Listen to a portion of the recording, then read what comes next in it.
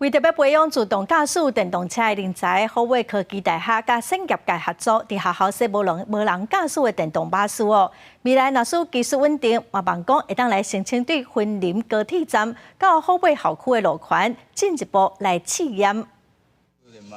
学生设定山丘车的参数路径，就会当互山丘车自动驾驶。若伫咧半路撞到障碍物或者是过路人，也会当随来打动。好配科技大学最近引进一台爱开700万的电动巴士，希望透过三学建的合作模式，把自动驾驶的系统用伫咧电动巴士。追点程式会去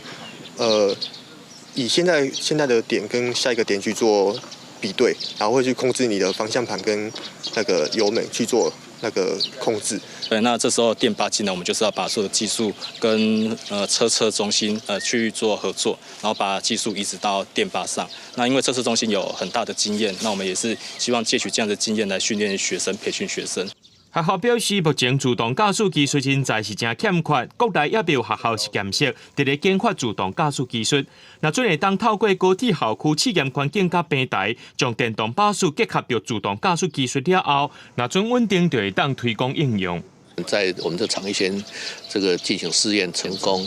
那没有问题，那我们就会申请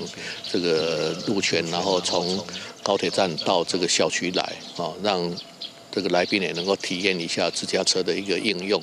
学校表示，电动巴士的自动驾驶目前拢是伫咧高铁校区内面试验。若准技术稳定了后，上紧明年就会向云林县政府申请路权，甲单一环境汽车的情形改变慢慢推广，希望未来会当向园区市区无人驾驶的接送电动巴士来发展。记者综合报道。